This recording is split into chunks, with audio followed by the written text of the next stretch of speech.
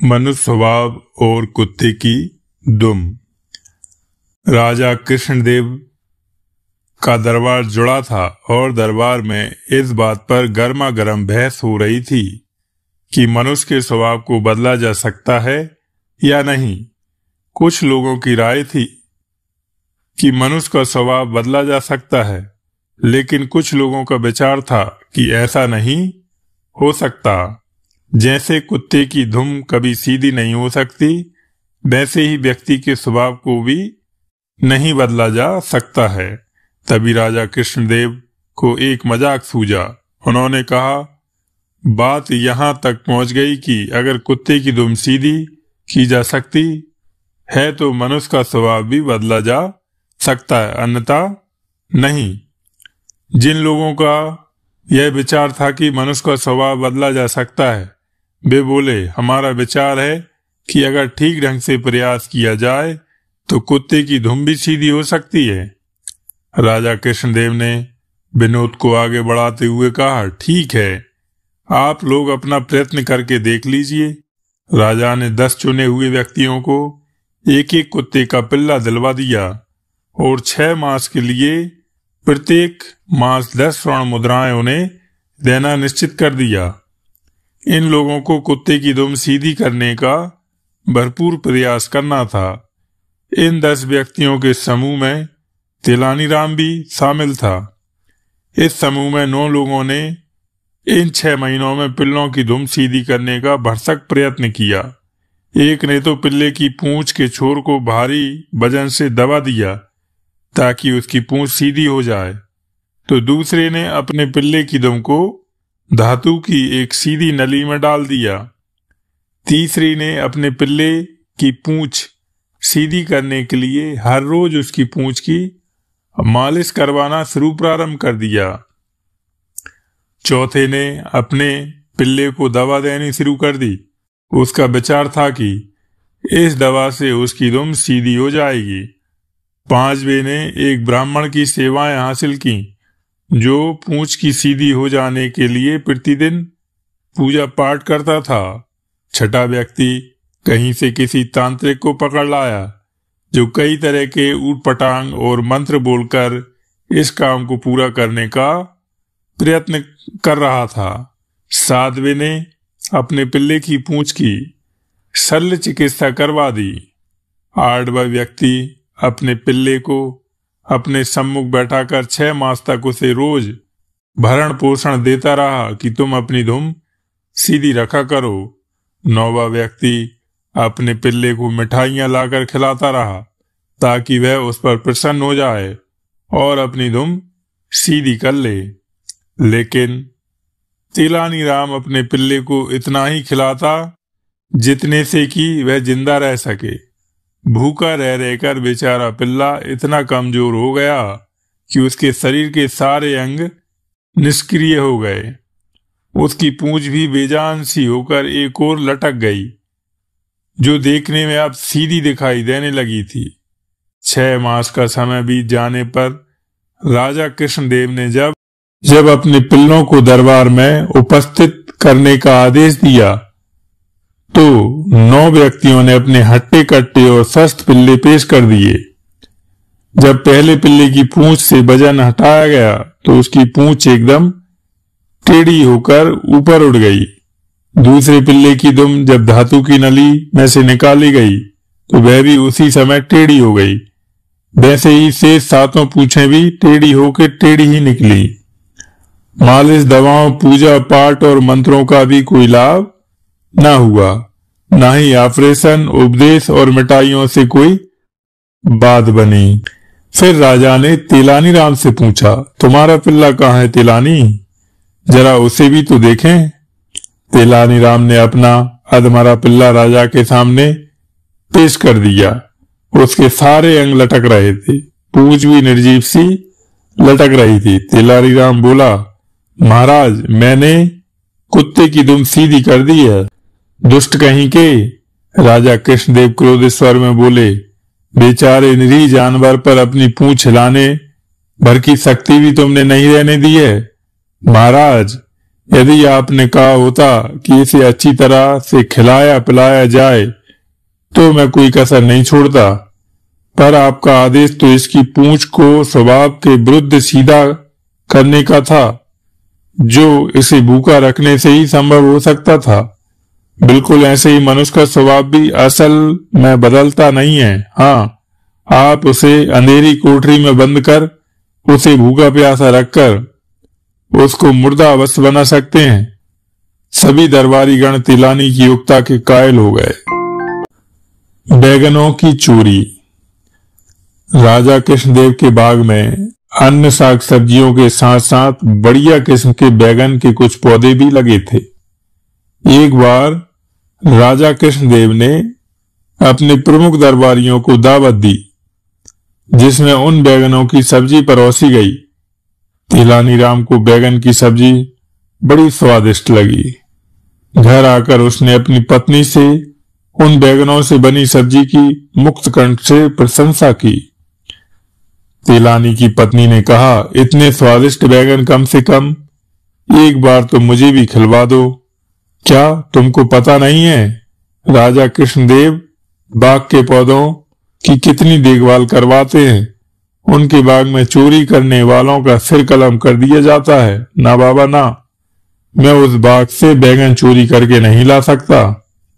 तिलानी राम ने अपनी पत्नी को समझाते हुए कहा, मैंने तुमसे कभी कुछ नहीं मांगा, कम से कम एक बार तो मेरी इच्छा पूरी कर दो। तिलानी की पत्नी ने अपने पति से कहा। अब तो तिलानी राम को अपनी पत्नी की मांग पूरी करने को मजबूर होना पड़ा, इसलिए वह रात को चुपके से राजा के बाग में पहुंच गया और बढ़िया बढ़िया बैंगन तोड़कर ले आया। तिलानी राम की पत्नी ने उन्हें बड़े परिश्रम और चाप से उन्हें बनाया। वाह वाह, क्या बढ़िया बैंगन है। तिलानी राम की पत्नी ने उनके स्वाद को अनुभव करते हुए कहा, अपने बेटे को भी कम से कम इनका स्वाद तो चखा ही देना चाहिए।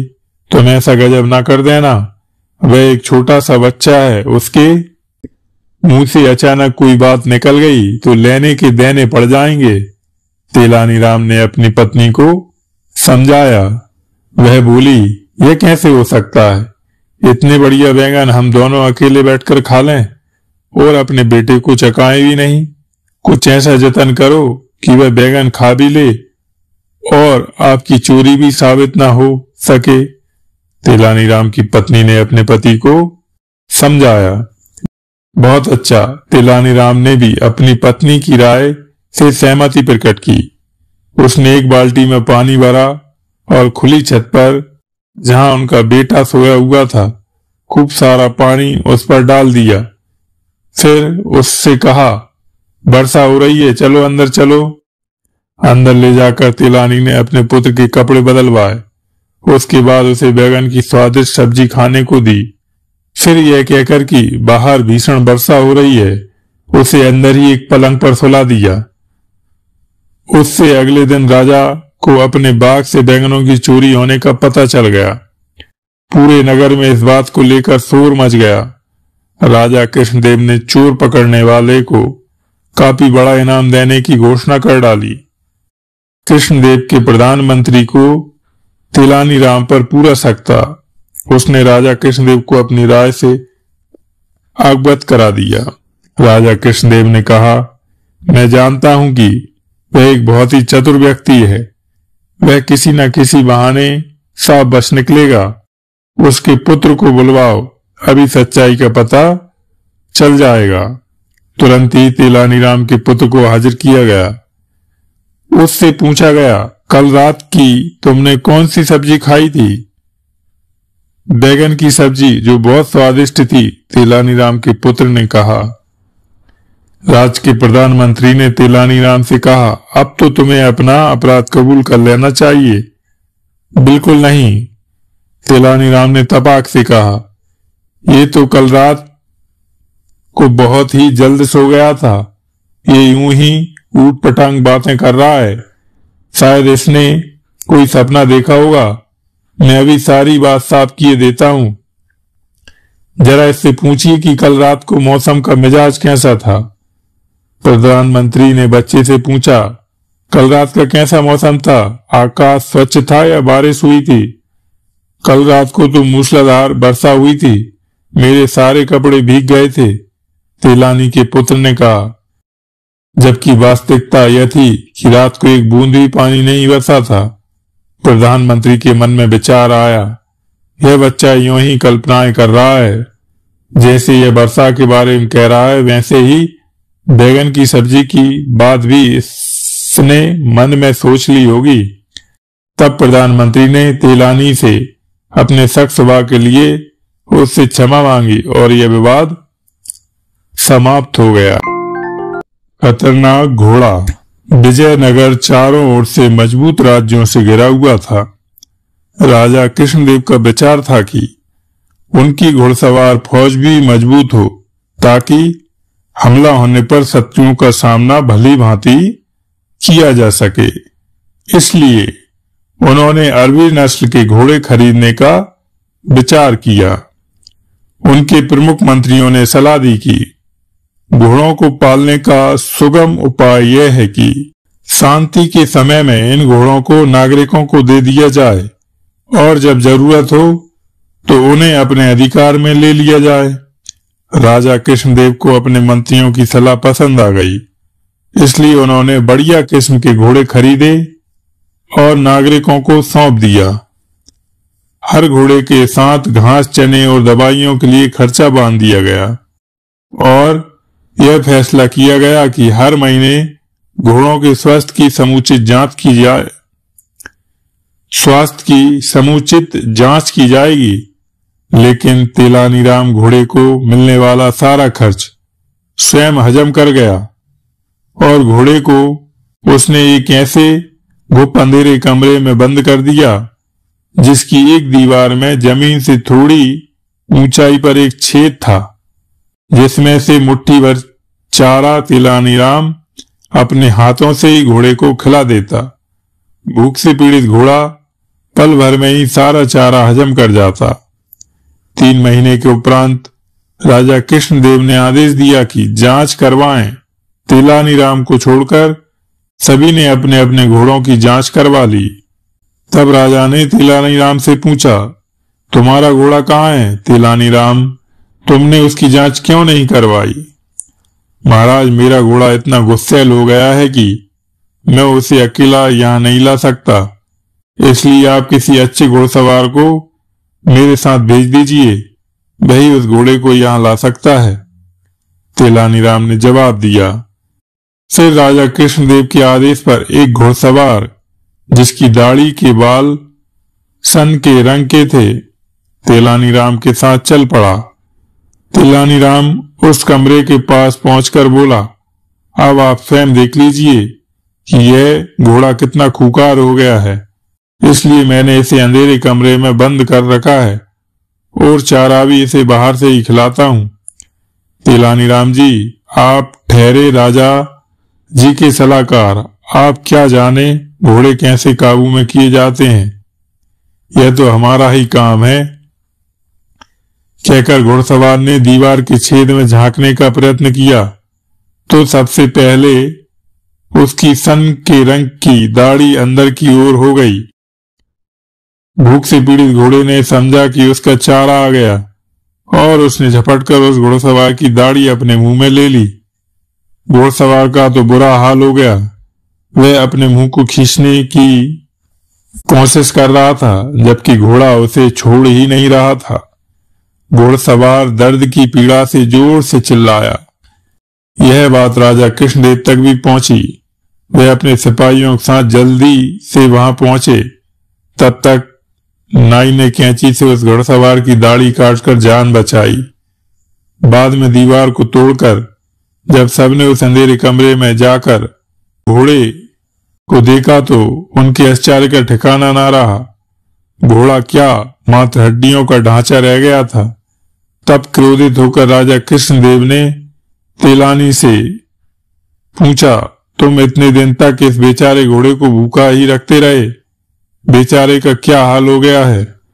महाराज, देख नहीं रहे, जब भूखा रहकर इसका यह हाल है कि इसने अपने घुड़सवार की दाढ़ी नोच डाली और उसे घोड़े के चंगुल से छुड़ाने के लिए स्वयं आपको यहाँ आने की जहमत उठानी पड़ी। अगर इसे भी बाकी घोड़ों की तरह पेट भर खाने को मिलता तो न जाने यह क्या कर बैठता। राजा कृष्णदेव चतुर तेलानी की वाक्पटुता से प्रसन्न हो गए और उन्होंने सदैव की भांति तेलानी राम का यह अपराध भी क्षमा कर दिया और राजमहल की ओर लौट गए। अनोखी चित्रकारी। राजा कृष्णदेव ने अपने लिए एक नए महल का निर्माण कराया, जिसकी दीवारों पर उन्होंने एक प्रसिद्ध कलाकार द्वारा बड़े सुंदर चित्र बनवाए थे। एक दिन राजा कृष्णदेव अपने प्रमुख दरबारियों को उन चित्रों को दिखला रहे थे। चित्र देखकर सभी दरबारियों ने उनकी मुक्त कंठ से प्रशंसा की, पर चतुर तेलानी राम मूक दर्शक ही बना रहा। अचानक उसकी नजर एक ऐसे चित्र पर पड़ गई जिसमें एक व्यक्ति का एक ही ओर का चेहरा दिखाई देता था। तब उसने राजा से पूछा, महाराज, इस व्यक्ति के चेहरे का दूसरा भाग कहाँ है? तुम भी अजीब मूर्ख हो तेलानी, राजा ने प्रत्युत्तर में हंसते हुए कहा। जो भाग दिखाई नहीं देता उसकी तो कल्पना ही करनी पड़ती है। राजा के इस उत्तर पर तेलानी राम चुप्पी साध गया। थोड़ा समय बीत जाने के बाद तेलानी राम ने एक दिन राजा से कहा, महाराज, मैं कई दिनों से बड़ी लगन से चित्र बनाने की कला सीख रहा हूं। मैंने कई अच्छे अच्छे चित्रकारों को इस कला में पीछे छोड़ दिया है। तब राजा कृष्णदेव बोले, ऐसी बात है तो ठीक है। हमारे गर्मियों में रहने वाले भवन में दीवारों पर चित्र नहीं है। तुम उसकी दीवारों पर चित्र बनाकर अपनी कला के जौहर दिखलाओ। फिर तेलानी राम बड़ी लगन के साथ अपने इस काम में जुट गया। 1 महीने के बाद उसने राजा से कहा कि वह दरबारियों के साथ आकर उसके द्वारा बनाए हुए चित्र देखें। राजा कृष्णदेव अपने दरबारियों के साथ महल में पहुंचे। उन्होंने जो कुछ वहां देखा उसे देखकर कोई भी व्यक्ति अपने हाथों अपना सिर पकड़ने पर मजबूर हो जाता। सभी दीवारों पर मानव शरीर के अलग अलग अंगों के चित्र बने थे। कहीं घुटने का, कहीं कोहनी का, तो कहीं नाक, कान, आंख और मुंह आदि बने थे। तब क्रोध से बरसते हुए राजा ने पूछा, यह सब क्या है? शरीर के अन्य अंग कहाँ चले गए? महाराज, आप ही ने तो कहा था चित्र में जो भाग नहीं बना होता उसकी कल्पना करनी पड़ती है। बड़ी ही गंभीर मुद्रा में तेलानी राम ने यह बात कही। राजा कृष्णदेव ने तभी 2 सिपाही बुलवाए। ये वही सिपाही थे जिन्होंने तेलानी राम ने कोड़े खाने की सजा दिलवाई थी। फिर राजा ने हुक्म दिया, ले जाओ इसे और इसका सिर धड़ से कलम कर दो। मैं तो तंग आ गया हूं इस व्यक्ति से। वे दोनों सिपाही तेलानी राम को सजा देने के लिए ले जाते हुए बहुत ही प्रसन्न थे। आज उसने बदला लेने का सुनहरा अवसर जो हाथ मिल गया था। चलते चलते तेलानी राम ने उनसे कहा, मुझे मरना तो है ही, लेकिन आप लोगों की बड़ी कृपा होगी जो आप मुझे मरने से पहले किसी कमर तक पानी में खड़े होकर अंतिम प्रार्थना कर लेने दें, जिससे मेरी आत्मा को शांति मिल सके। उन दोनों सिपाहियों ने आपस में विचार किया और सोचा, इसमें हर्जी क्या है। उन्होंने कहा, ठीक है, लेकिन कोई चालाकी करने की कोशिश हरगिज मत करना। आप दोनों मुझ पर कड़ी निगरानी रखना। यदि मैं भागने की कोशिश करूं तो बेशक मुझ पर वार कर देना। ठीक है, तुम तालाब में घुसकर अपनी अंतिम प्रार्थना कर सकते हो। और स्वयं तेलानी राम के दोनों ओर तलवारें निकालकर खड़े हो गए। प्रार्थना करते करते अचानक तेलानी राम चिल्लाया, तलवार चलाओ, और खुद पानी में डुबकी लगा दी। घबराहट और जल्दबाजी में सिपाहियों ने तलवारें चला दी और अपनी जान से हाथ धो बैठे। फिर तेलानीराम राजा कृष्णदेव के पास पहुंचा। उनका उसके प्रति क्रोध तब तक ठंडा हो चुका था। उन्होंने हैरान होते हुए तेलानी से पूछा, तुम उन दोनों सिपाहियों के हाथों बच कैसे गए? महाराज, उन मूर्खों ने तो मुझे मारने के बजाय एक दूसरे की ही जान ले ली। और तेलानीराम ने सारा वृत्तांत राजा से क्या सुनाया। इस बार तो मैं तुम्हें क्षमा कर देता हूं तेलानी। आइंदा इस तरह की शरारतें तुमने की तो समझो तुम्हारी खैर नहीं। ठीक है महाराज, तेलानी ने कह तो दिया, पर वह अपनी शरारतों से बाज कहाँ आने वाला था। जनता का फैसला। राजा कृष्णदेव एक बार शिकार खेलने के लिए गए तो जंगल में भटक गए। उनके अंगरक्षक पीछे ही छूट गए थे। जब शाम हो गई तो उन्होंने अपना घोड़ा एक पेड़ से बांध दिया और वह रात नजदीक के एक गांव में बिताने का निश्चय कर लिया। जब शाम हो गई तो उन्होंने अपना घोड़ा एक पेड़ से बांध दिया और रात नजदीक के एक गांव में बिताने का निश्चय कर लिया। एक राहगीर का वेश धारण कर वे एक किसान के पास गए। उन्होंने उस किसान से कहा, मैं बड़ी दूर से आया हूं और रास्ता भटक गया हूं, क्या आपके यहाँ रात गुजार सकता हूं? वह किसान बोला, अरे क्यों नहीं, जो रूखा सूखा हम खाते हैं वह आप भी स्वीकार कर लीजिएगा, मगर उड़ने के लिए मेरे पास एक कंबल है, क्या उसमें आप यह रात काट सकेंगे? राजा कृष्णदेव ने सहमति में सिर हिला दिया। जब एक अकेले कंबल में नींद नहीं आई तो राजा ने सोचा, क्यों ना इस गांव का भ्रमण ही कर लिया जाए। जब राजा ने उस गांव में भ्रमण किया तो उन्होंने देखा कि उस गांव में भीषण गरीबी थी। उन्होंने वहां के निवासियों से पूछा, तुम लोग दरबार में जाकर फरियाद क्यों नहीं करते? कैसे जाएं? हमारे राजा तो हर समय चापलूसों से घिरे रहते हैं, कोई हमें दरबार में प्रवेश ही नहीं करने देता। एक किसान ने बताया, सुबह होते ही जैसे ही राजा अपने नगर में पहुंचे तो उन्होंने मंत्री और दूसरे अधिकारियों को अपने पास बुलाया। कैसे जाएं? हमारे राजा तो हर समय चापलूसों से घिरे रहते हैं, कोई हमें दरबार में प्रवेश ही नहीं करने देता। एक किसान ने बताया। सुबह होते ही जैसे ही राजा अपने नगर पहुंचे तो उन्होंने मंत्री और दूसरे अधिकारियों को अपने पास बुलाया और कहा, हमें मालूम हुआ है कि हमारे राज्य के गांवों की हालत ठीक नहीं है, जबकि हम गांवों की भलाई के काम करने के लिए शाही खजाने से काफी धन खर्च कर चुके हैं। एक मंत्री ने जवाब दिया, महाराज, आप द्वारा दिया सारा रुपया गांवों की भलाई में ही खर्च हुआ है, आपसे किसी ने गलत शिकायत की है। फिर उन्होंने अपने सलाहकारों व मंत्रियों के जाने के बाद तेलानीराम को बुलवा लिया और कल की पूरी घटना उसे कह सुनाई। तेलानीराम ने राजा से कहा, महाराज, प्रजा अगर आपके दरबार में नहीं आ सकती है तो आपको उनके दरबार में जाना चाहिए।